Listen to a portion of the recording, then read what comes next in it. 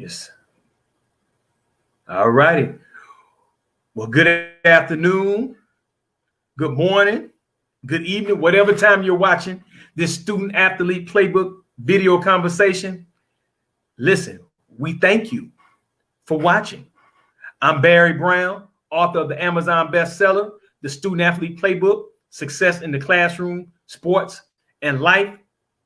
And we love doing these video conversations where we get an opportunity to talk to student athletes, parents, coaches, youth service providers.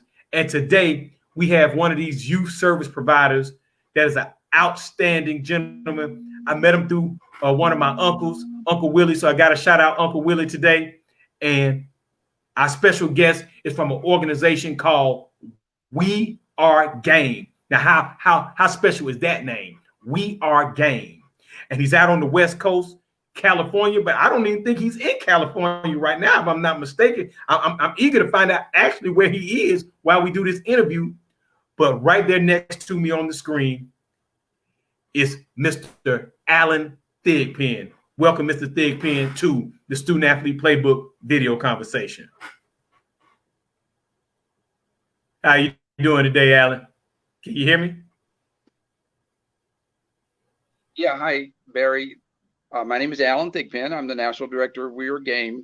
We have somehow lost, I've lost video, audio with you here. So I'm man, you can't hear me? Me to introduce myself. You have to forgive me, but something kicked me off. Oh my goodness. I'm the National Director of We Are G.A.M.E. G.A.M.E stands for Getting Athletes Mentoring and Education. We're a 501c3 nonprofit organization, a 12-year-old organization. We work with athletes at the high school, college, and professional level. We're really what we like to say an education organization. We encourage our student athletes to have a plan B, which is get a college education. That should really be their plan A. But in most cases, it's not at this point. But there will be a time in their lives when they're going to have to go get a day job, whether they believe it or not, even if they're successful in sports.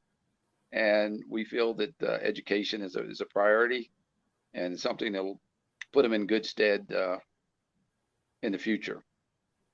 Excellent. I'm going to try to see. I've lost volume here somehow. So I'm going to try to give me a second to try to see if I can get it back on. I got you. And everybody that's watching right now, listen, this is what happens when you go live. This is our first time ever doing a live student athlete playbook video conversation. So we're waiting for Allen to get the volume back. But let me tell you a little bit about what we do with youth education and sports. We are a nonprofit charity organization, and our mission is to help young people no matter where they are. We meet them where they are, and then we help them develop the habits, the skills that take them from wherever they are now to that next stage, which positions them to get a scholarship academically or athletically.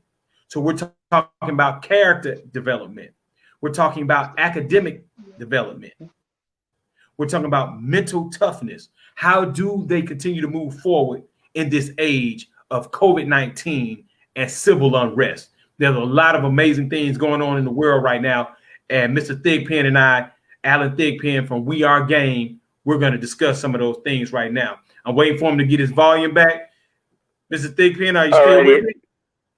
Yes, I'm sorry. I'm with you now. Can you hear me? I can hear you. Absolutely. Yes, sir. Okay.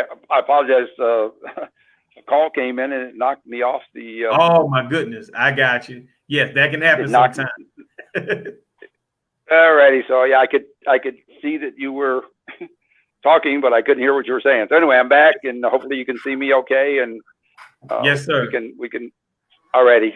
Well, I see you. You're frozen right now on the screen, but I can hear you fine. So hopefully everybody out there can hear you fine. But your picture is frozen. So hopefully that'll come back here shortly, or what have you. Okay. Alrighty. We'll continue to talk. So what I was talking about, I talked a little about youth education and sports. Our nonprofit charity organization, and we're developing our relationship where we're going to partner on a lot of different things, youth education and sports, and We Are G.A.M.E. So can you tell people more about We Are G.A.M.E.? And I know a lot of people want to know, what does G.A.M.E. stand for, the acronym G.A.M.E. stand for? Absolutely. G.A.M.E stands for Getting Athletes Mentoring and Education. And that's what I was saying. We are an education-based organization. We've worked with over 500 student athletes in 12 states. And what we do is we provide them mentoring. We provide them academic support. And that is a huge part of our program. Fortunately, I'm blessed with a wife who was a college counselor for over 25 years. So she's worked with the students in the college and community college level, the four-year college level. And she is a major asset. And then we also provide them, we start working with them preferably in 8th, 9th grade, and then start to work with them through high school. We give them the mentoring, the academic support. Biggest thing we do is we make sure that they're on track toward graduation, that they're meeting the NCAA requirements to be able to accept a scholarship to a Division I or Division II school. We also make sure that they register with the NCAA Eligibility Center, which many student athletes don't do. So make sure they get all those boxes checked. So when they get in position to be offered a scholarship, they have met all those criteria, because oftentimes that's what happens with these young athletes. They're fantastic athletes, but academically they're not qualified. And also we teach our student athletes that community college is not a dirty word. You can go to a community college and still get a really great education. A lot of professional athletes went that route. Matter of fact, most notably Aaron Rodgers. He graduated from Butte College up in Northern California. And obviously it worked pretty well for him. So absolutely. And then what we do after, when they finish high school and they go away to college, we provide them support at that level as well. Why? Many of these young people go anywhere from 1,000 to 3,000 miles away from home. They get hurt. They get homesick. They don't play. They drop out and the dream ends. So we found if they have someone who doesn't have coach in front of their name, who's there, especially during that first year or two, to help them settle in and make that transition, it gives them that much better chance of being successful. And absolutely. when they graduate from college, if they are lucky enough to end up, and I say lucky because the NCAA quotes the stat of going from high school to the pros at 0.008. It's not even 0.1%. So right, it's very small. So, but we also say college, sports is a great way to get a free education, because most major colleges and universities now are anywhere from $40,000 to $60,000 a year. So as we say to our student athletes, hey, are you in a position that your parents can afford $250,000? I mean, exactly. So that's the other upside to it. And for those who make it to the professional level, and we have had we've had 2 football players who made it to the NFL. We have a baseball player who got drafted out of high school by the LA Dodgers. And by the way, we're really proud of him. He turned down a 6-digit signing bonus to go to college. Wow. So we work with them as well, because NCAA, when you look at, not the NCAA, when you look at baseball, professional baseball, Major League Baseball, and the NFL, both say the same thing. You get over 80% of the players file bankruptcy within 5 years after leaving the league. Yes, sir. So even after they make it, they don't make it. So we find that giving them that support to make sure that while they're making money, really good money, oftentimes more money than you and I will make in our lifetime, they invest it properly and make sure they're going to be good for the future. So those are the areas that we help them in. We help them learn life skills. Many times we're working with parents who, single parents who need that help along the way. We work with parents who didn't attend college, so they can't give them the direct guidance, but they love them and they're there for them. Right. So absolutely. Those are all things that we, our G.A.M.E is focused on. Oh man, I love it. I love it. And when we start talking about our young people, our student athletes in particular, then we're in some interesting times. We're going to segue right into that. We're in some interesting times right now, Allen, when we start thinking about COVID-19. We start thinking about the civil unrest that is taking place in our country right now. Hey, I do not know if we're really going to be able to pull off high school seasons this year, youth, little league football, cheerleading, gymnastics. Man, there's a lot of sports. I mean, well, all the sports. Let me just retract that for a second. All the sports are being affected right now. And so what do you think? What are some of the things that our youth student athletes, parents, coaches, anybody that works with young people, what can they do right now, or what should they be focusing on right now during these times of COVID? Let's start with COVID-19 first. Let's talk about that first, Allen. All righty, absolutely. And these are very challenging times. And the thing for me as I've gotten older, you know, you think you've seen it all, and then all of a sudden something comes along that you've never seen before. So right. I guess there's a reason to keep on living. But this has become very difficult for all of us. It's not just for the student athletes. So you have to make some decisions. And I know for me, even initially, the first couple of weeks were tough, you know, just trying to know what to do and how to do. Mm-hmm. So the one thing I've learned in life and time, when times get tough, you know, you can do one of two things. You can go and just sit and cower in the corner and say, woe is me, and hope it's going to get over one day.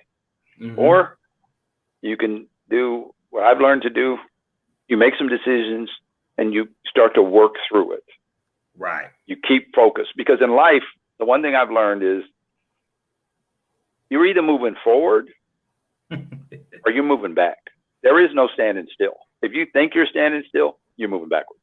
Absolutely. So specifically, to put this into perspective, though, for young people, don't look at this as an extended vacation.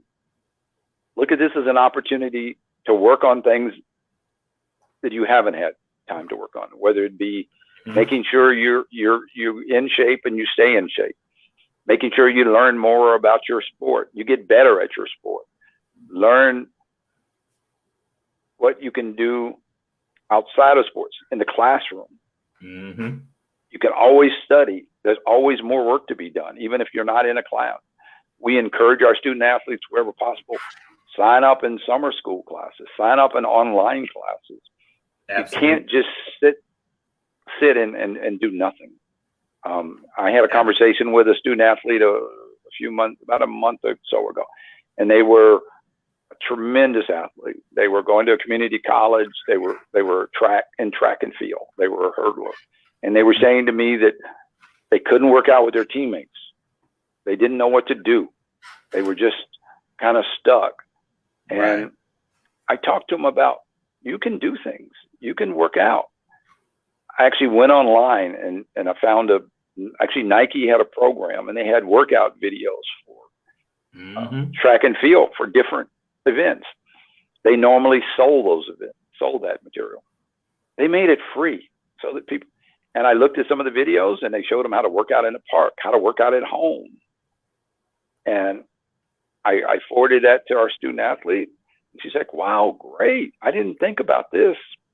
There are always ways to keep improving. I was talking to a coach, and he was saying how his football players didn't have weights, and they didn't have this and that. I'm saying, coach, you know, believe it or not, back in the old days, we didn't have weight rooms. Exactly. And we worked out. We got in shape. And, you know, sometimes you have to know your audience. So as we were talking, and I was, you know, saying, hey, if you do 100 push-ups a day, you can get yourself physically in shape. That with other exercises, you can work out, and you don't have. And in the middle of the conversation, and it was really funny, he said to me, you know what? I said, what's that? He said, a guy goes to prison. I said, yeah. And when he comes back, he's all buff. Absolutely. Yeah. Happens all the time. And he said, and oh, by the way, he didn't have a weight room. I said, okay, coach, you got it. You got it. I mean, like I said, that's knowing your audience. He got that message. All of a sudden, he's now inspired. Absolutely. You know, a lot of the teams now and the coaches, you know, if you've got a computer, you got Wi-Fi. Coaches and teachers have Zoom. Absolutely. You know, their workouts they can do. They can watch video like they do. So you just have to get creative and move ahead. You can't just sit back and and give up. Because No, you can't. Lots of people are going to do that, but those people are going to get left behind, by the way. And that was the other thing I was saying to the football coach. I said, if your players don't come back to school in shape, you can write the season off, because the other teams are going to. Yeah, that's right. Absolutely. I love it. I think I wrote down several things while you were talking. And the first thing I want to hit on is at my alma mater, shout out to Morrow High School. We talked about that. Coach Weeks, Morrow High Mustangs, Morrow, Georgia. We talked about that on another show. The minister, Jonathan Simmons, Real Talk Sports. And we mentioned that exact thing. If your kids come back out of shape, if they come back and they don't know what's going on physically with their bodies, and they can't run a wind sprint, or they can't do the fitness time, and they have to do the mile run like we used to do back in the day, then you know who was at home being serious, or who was on that extended vacation that you talked about earlier on our conversation. So that's what I'm interested to see. Coaches, are you doing small group video groups on Zoom, or all these plethora of other video conferencing services? Zoom is, I guess, the biggest one right now. You got Microsoft Teams and some other ones out there. Uber Conference, I believe. Even Google has Google Meet now. You can get on there with your team, and y'all can do workouts. They can have you on their phone. You can say, hey, time to put your phone down. Let's put in some work right now. And a matter of fact, shout out to my daughter's soccer, her club soccer team, my oldest daughter. That's what they have been doing, doing workout via video conferencing. So you can do it. Like you say, you just have to be very creative and go out there and put the work in. Another thing you mentioned, let me say this, but I'm going to turn it back over to you. Yeah, no, go right ahead. Absolutely. When you start talking about working out without weights, well, excuse me, the biggest story that I know, the most impressive story of working out without weights, is none other than Herschel Walker. Correct. This man, to this day, I believe, still does an amazing amount of push-ups and sit-ups a day. And I think back when he was in high school, he was doing, I want to say, a crazy number like 1,500 sit-ups and 1,500 push-ups every day. Now imagine that, Allen, a kid in 2020 taking advantage of this time and using their own body weight to become a physical specimen that cannot be stopped. That's what young people can do here in during the COVID-19 time, when they're working out by themselves, practicing social distancing. And I totally agree. And actually, Herschel Walker was who I was referring to. It's like years ago, I read an article about him, and they asked him about lifting weights, and he said he'd never lifted weights. And they're like, no, the way you're built, you must have. And he said, well, no, this man told me that if I did 100 push-ups a day, that I could get myself in really good shape. So he said, I figured if he said 100, if I did more, then I would be really good. So he said, I started at 100, I went up to 200, and I just kept increasing it. He said, so I don't lift weights. I don't need to. Yes. So yeah, it's just being creative. And, also I mentioned that I found the one thing on the internet. Also, Max Prep had free workout videos. In today's world, with technology and the internet, there's no reason to be without. I mean, you Google this, you Google that, and you can find it. And that's the key. And the young people that I'm seeing who are successful and are going to be successful, just like everybody, just like myself and everybody else, we kind of got thrown there initially, but then you start figuring out ways to work around it and things that you can do to improve yourself. You've got to always be moving forward, always be improving yourself. That's a key thing. If you don't remember anything else, remember that. Don't sit back and feel sorry for yourself, because nobody else is going to, by the way. Oh, absolutely. Well, young people, student athletes, parents, coaches, we already know in life, nobody's going to feel sorry for you. Nobody is going to necessarily throw you a bone, as they might say, just because it doesn't happen like that. You're going to have to work for everything. Here's a quote for you, Allen. Tell me if you recognize this quote. In life, you may not get everything that you deserve, but you will work for everything that you get. Have you heard that quote before? I've heard it. I can't tell you who said it, but yes, I have heard it before. Absolutely. No problem. So listen, young people, you have an opportunity here, a unique opportunity. You can read more. That's my number one thing, Allen. I stress to the young people that I talk to right now about reading. Take this summertime, and actually, every summer I talk about that. When you're doing your workouts and you're in your downtime, hey, read. Take that downtime, ice your knees, ice your back, whatever's hurting at the moment, ice it. And while you're icing it, pick up a book and read. You will expand your mind larger than life just by reading. And I tell you what, I was at a conference about this time last summer. We had to cancel it this summer. It was the Junior Youth Liberty Bowl. And shout out to my man Ace Carney, who runs that outstanding youth football combine. Had over 300, between 300, 400 parents and kids last summer. And Allen, he asked me, we were doing the parent symposium.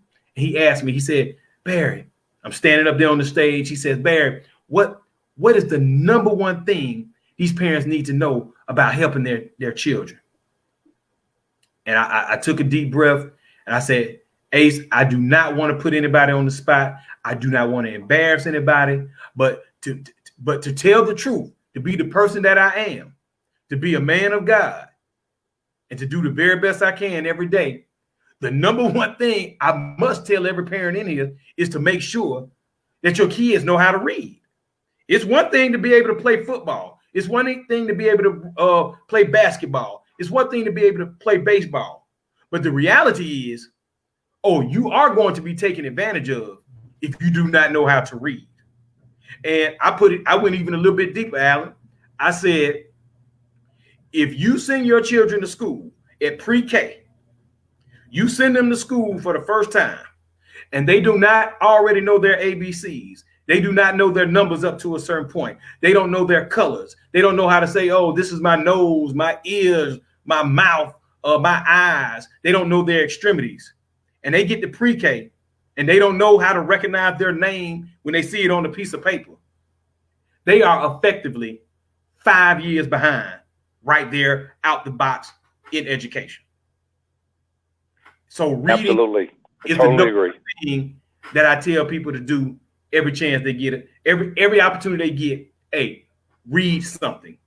And so in the time of COVID-19, if you're not focusing on personal development, be it mentally, spiritually, and physically, when everything opens back up and we're able to move forward in a great way, we're going to know who put in the work, and we're going to know who did not put in the work.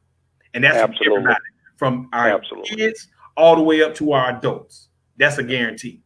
Right. Yeah. And, also, Barry, and I know you and I have had a conversation about this, one of the young men who was in our program actually is still involved. He would be typical of what a lot of student athletes go through. Mm-hmm. He was a 3-year starter in high school in basketball and football. He was at a 3.2 GPA.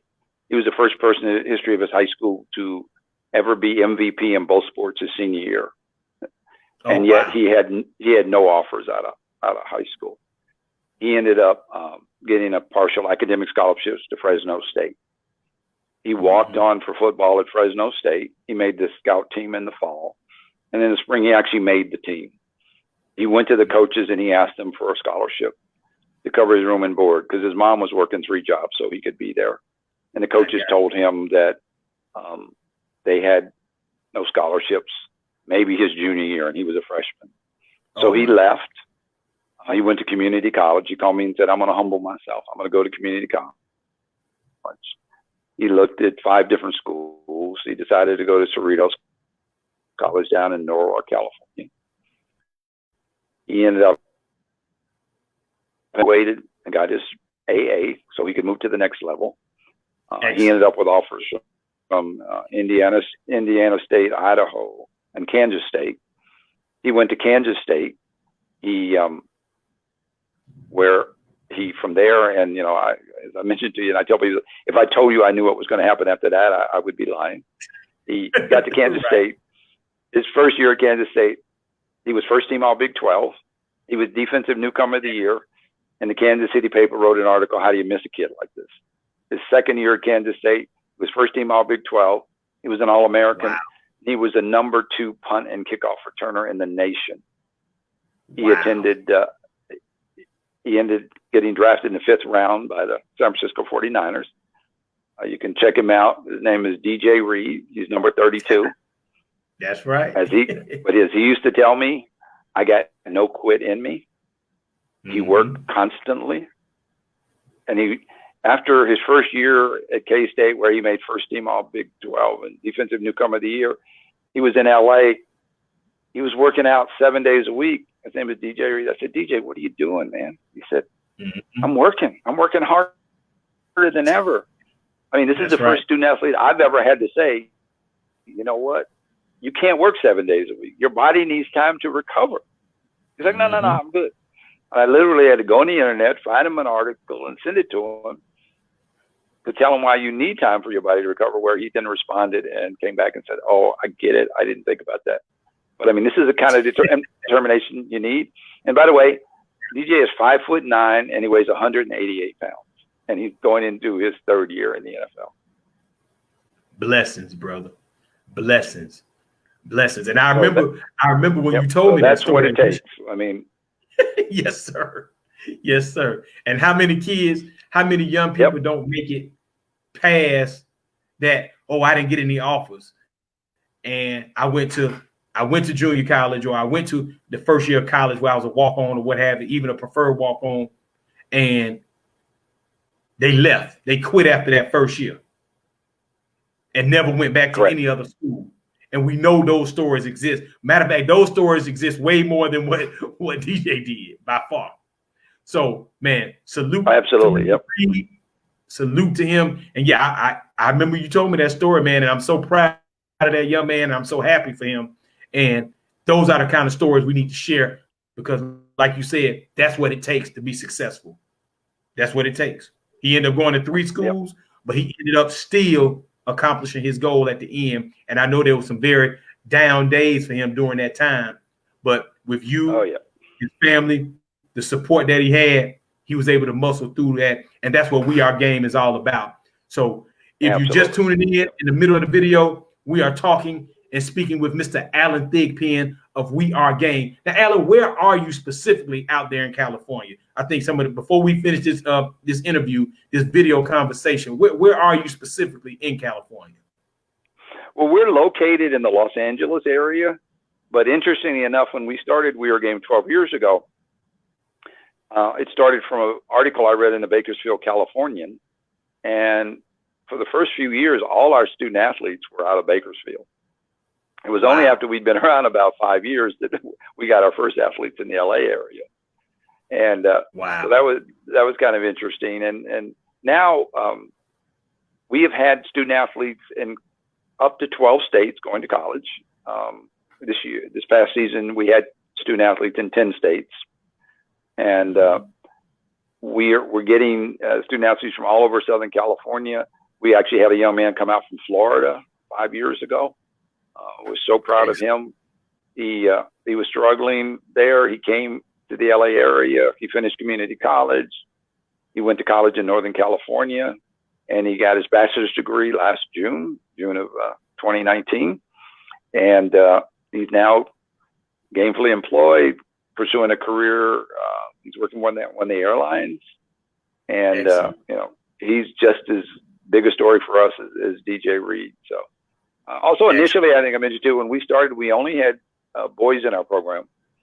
But the number one request we would get were for young ladies, and eventually, I finally gave in. And the reason we weren't working with them initially was we didn't have female mentors. But fortunately, my wife Joyce and one of our supporters, Karen Rogers, said, "Hey, we'll help." And they jumped in, and actually, that's the fastest segment of our program, girls. And we've had just some phenomenal student athletes. We have one. A young lady who's at the Air Force Academy now. She's going into her junior year. 3 years ago, she was the CIF, which is our conference out here, the CIF Southern Section Division I Basketball Player of the Year. And she also made the National Honor Society. Her name is Haley Jones. And our older sister actually was in our program as well.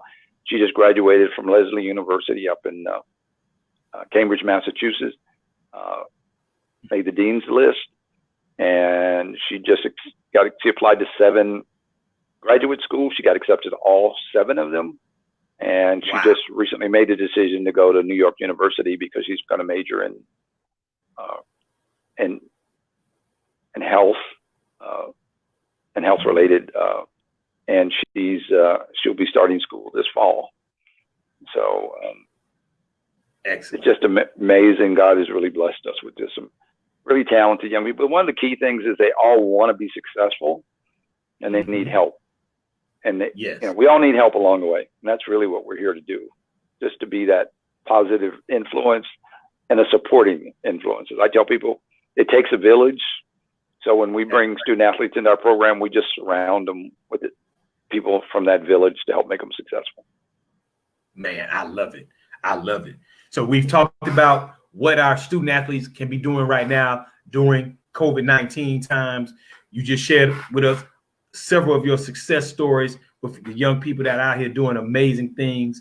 And now let's go to the last segment of our video conversation today. Civil unrest. Now I'm a child of the student rights movement, like literally. My parents met at Clark Atlanta University back in the 1960s.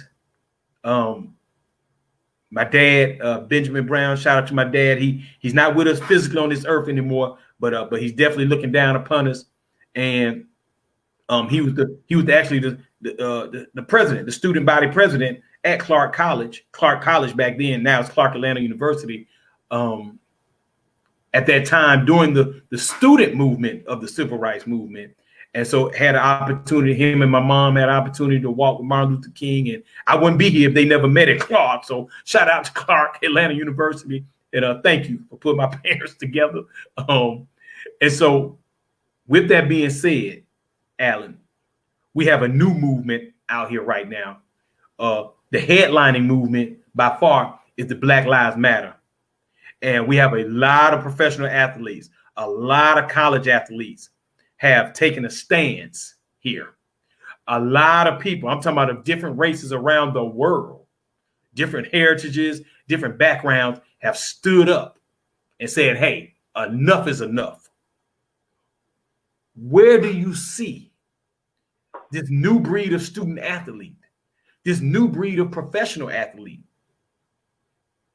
actually moving in these times right now where we have people on both sides of the spectrum?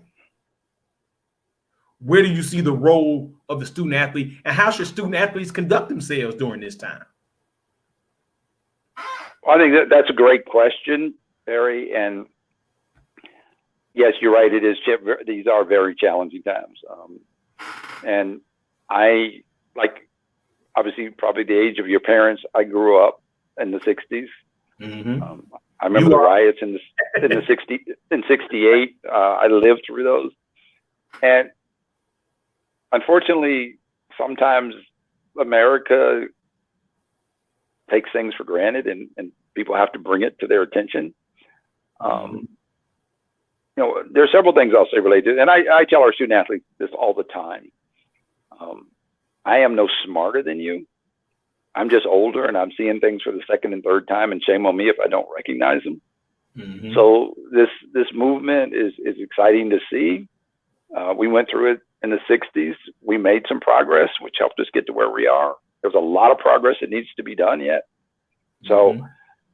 and I really take my hat off to the young people and how they've conducted themselves, because when these protests originally started, there was violence, there was looting, there was mm-hmm. burning, and the young people policed it. They stopped it. They took away the voice of the opponents who were saying this is wrong, because there is no, and I had this conversation with a gentleman recently, there are no responsible people can justify and will ever try to justify criminal actions. Right. So it is our right in this country to protest. But when it becomes violent or we're looting and burning, no. So I commend them for bringing that to an end and exercising their right to protest. And I think they're doing a super job out there. The one one of the biggest things that I think that's coming out of this, in spite of the lack of leadership that we have at a national level, they have got a dialogue created. People are starting to talk. And that is the thing to me was so bad about this. Had gotten so bad about this stuff. People weren't talking anymore. I mean, you basically had your two groups. I watch Fox News, you watch CNN. I don't believe anything you said. You don't believe anything I said. You know what? It's not the way life is. And in the 60s, the way we brought peace and civility and change was through leadership. Absolutely. Both black and white leaders getting together and talking. I don't know anybody that wants to have their neighborhoods burned down or looted or destroyed. Right. Everybody wants to see change come about. So absolutely. I think with the leaders working together, we can bring about change. But again, talking, communication is key. But protesting brought this dialogue. I think we have a generation of young people who never believed, and I don't mean African Americans outside, I'm saying outside of our community, they didn't believe that these stories, there was always grainy films and there was always questionable activities. Right. And all of a sudden to see a George Floyd die in front of you, anybody who's got any blood pumping through their heart has got to say, whoa, what is wrong? Right. And I think that was a defining moment. And obviously there have been other moments before that. There have been other moments, unfortunately, after that. But now people are realizing, America, you say you have a conscience, you say you stand for the right things, then you got to look at these things and say, we need to bring about change. But we as a country need to work together to bring about change. Absolutely. And that's a key. I am a Christian. I think it's critical for the church to step up because throughout my lifetime, one of the things I remember as a kid and which is still true today, the most segregated hour of the week is when people go to church. Right. Absolutely. Black people go to black churches, white people go to white churches, Hispanic people go to Asian. I mean, what is this about? Right. So we as a people need to come together. We have to live together. We have to work together. And change is long overdue. And also, I mean, I got to take my hat off to Colin Kaepernick. Absolutely. Because everybody now is saying, oh, yeah, well, but it wasn't easy when he did what he did. Oh, absolutely. He began to take a knee.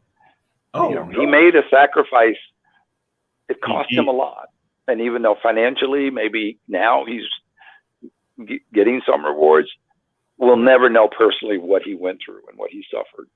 Right. Because initially, not everybody was on his side. Oh, no, by far. Not even his team, not even some of his teammates. Yes, sir. That's correct. Yeah. So now to hear people saying, hey, let's kneel before the game and do this in unity is amazing. But, he made sacrifices to help us get there. And I take my hat off to him.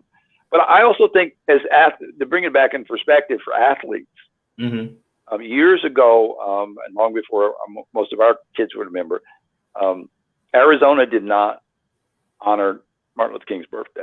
It was one of the only states left. And I remember the NCAA decided to pull the national championship game out of Arizona.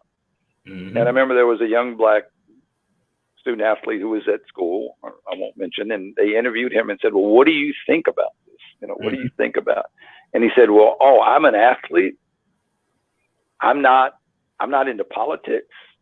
And at that time, I wanted to go and find his parents and give them a lecturing like they've never had before. Because I wasn't mad at him. I was mad at his parents.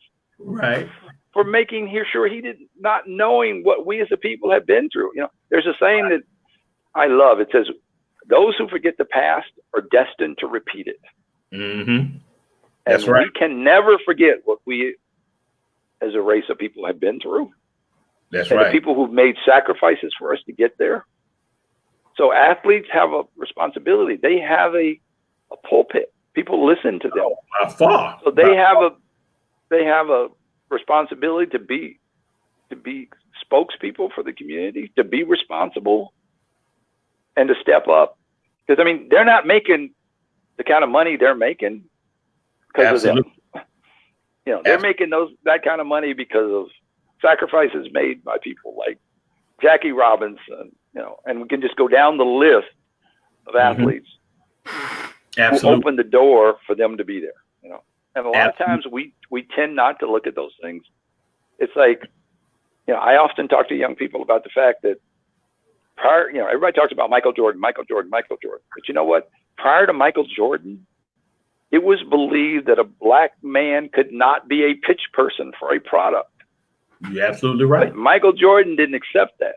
He went out, he got the best public relations firm in the country, and he showed people he could be. He wasn't just a great athlete, and he wasn't just a brother who dressed nice, because we all know brothers who dress nice. That's right. He was a black man with a plan, who executed it, and helped open the door for everybody else after that. So when you talk about, you know, you talk about Shaq, you talk about Kobe, you talk about, you know, all the athletes today, he opened that door for them to be able to take advantage of those opportunities. Absolutely. So we all make sacrifices along the way if we do it the right way to help open the door for the future, for future generations. And that is our responsibility. I love it. Thank you, Allen. Thank you for speaking up. Thank you for speaking out. Thank you for sharing these amazing stories with us today. You talked about the athlete, and it made me think about the lady that said she was speaking to LeBron, and she said, "Oh, just shut up and dribble." And I'm like, wow, how it was just a wow moment for me. I was just like, are you kidding me? How the gall, it was just absurd. Right. I mean, to be honest with you. And I was just like, hey, listen, young people, listen to me very closely. When you start thinking about yourself as a person, one of the easiest ways to humble yourself, one of the easiest ways to really think about what you're doing out here in the world right now as a young person, and even for us as parents and adults and leaders, here's the question you can ask yourself. What do you want people to say about you when you transition, when you're no longer here on this earth? What do you want people to say about you? Because when you answer that question, hopefully it triggers something in your mind to have you say, oh, I need to start doing something a little bit more impactful. I need to do something of substance. I need to help make this place a better place, no matter at what level I am in life.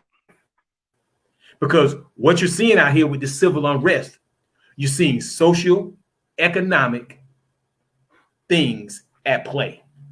Let me say that again. What you're seeing are social, economic things at play. And what Allen Thigpen just alluded to is the fact that we don't necessarily live in the United States of America, but we absolutely live in the United States of advertising. Let me say that again. We absolutely live in the United States of advertising. So when you think money is not at play, when you think factors are not at play that are affecting the way you think, what you drink, what you eat, what you wear, what you drive, then you are mistaken. It absolutely has everything to do with that. And so the more you can read, like I mentioned earlier, the more that you can research yourself and learn, then these things don't affect you the same way, where you don't believe that you have to have this to be somebody. You actually have to have this car or this house or these clothes or these shoes or this watch or what have you to believe that you are somebody. You can be somebody by just helping somebody. So in these times of civil unrest, these times of understanding what systematic racism is, and it is a real thing, as the exonerated five, formerly known as the Central Park Five, they were tremendous victims of systematic racism. and I'll end my part before we let Mr. Thigpen take us on out, is the fact of this. Allen, in college, I went to a great institution called Presbyterian College up in Clinton, South Carolina. And as a freshman, by far, I faced tremendous racism up there. I'm talking about to the point where walking down the sidewalk, students of another complexion will actually walk off the sidewalk. And then when I walk by, they'll get back on the sidewalk. I had never seen that before. And I'm like, whoa, wait a minute. Did they just do that? And, you know, I'm looking around to see if anybody else saw it. And I'm like, whoa, this is real. And then had other things happen. I'm not going to get into that on this particular student athlete playbook video conversation. But know this, people. My roommate in college is a white man by the name of Brad Jones. Shout out to my brother, Brad Jones. And a lot of people did not understand how we could be roommates. And we're brothers to this day. My family, our families know each other. Our children know each other to this day. And so I remember people asking me, oh man, how's the roommate? How can y'all do that? Blah, blah, blah, blah, blah. Hey man, we just people. I'm from Atlanta, Georgia. He's from Vero Beach, Florida. Hey, we just people, man. And if we can talk and listen to the other person, then we can learn something that we've never learned before. And then 9 times out of 10, when we listen to learn, listen to understand, when we listen to understand, we're going to find out that we're more similar than we are different. That's a guaranteed fact.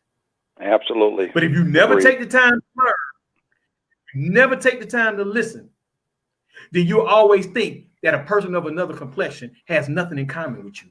And that's an absolute lie. That's not the truth. We're more similar than we are different. Take the time to listen. Take the time to understand. And don't believe the hype. Study the history of this country. Study the history of other countries and understand what's going on out here. When they talk about violence, this country was built on violence. So don't be surprised how violence comes back. That's just how it goes. We want peace on this earth, then we need to start practicing peace. We want harmony on this earth, then we want to practice harmony. We have to practice harmony. But when one group of people believe that they're superior to another group of people just because of the color of their skin, well, I'm sorry. That is incorrect. And it's not the truth. So I'm going to end right there. Allen, man, thank you very much for imparting your wisdom on our audience today. Thank you for sharing the great stories that We Are G.A.M.E is experiencing with the student athletes that you all get to work with. And we, Youth Education and Sports, our organization, looks forward to continuing to build with you and continuing to do great things with We Are G.A.M.E. So, Allen, thank you as well, and we look forward to working together in the future. Yes, sir. Is there any last words? Tell people where they can go to get in contact with you if they want to talk to you after watching this video. Absolutely. Thank you for that opportunity. Well, you can check out our website, which is www.wearegame.org, and We Are is all spelled out, WEAREGAME.org, wearegame.org. You also can check us out now on YouTube. We have a YouTube channel. We just started at June 1st, or July 1st, I should say, which we're pretty proud of. I can always be reached. My email address is wearegame3@gmail.com. And we look forward to, we want to help anybody.